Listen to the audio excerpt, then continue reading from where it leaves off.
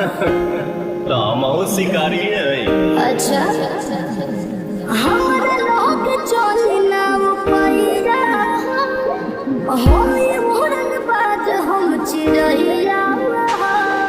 हमारो के बता दो बनी राजे रानी तोहर दुल्हा बनी कौन रंग बाजिए रानी भइल लखनऊ नैनीताल झगड़ा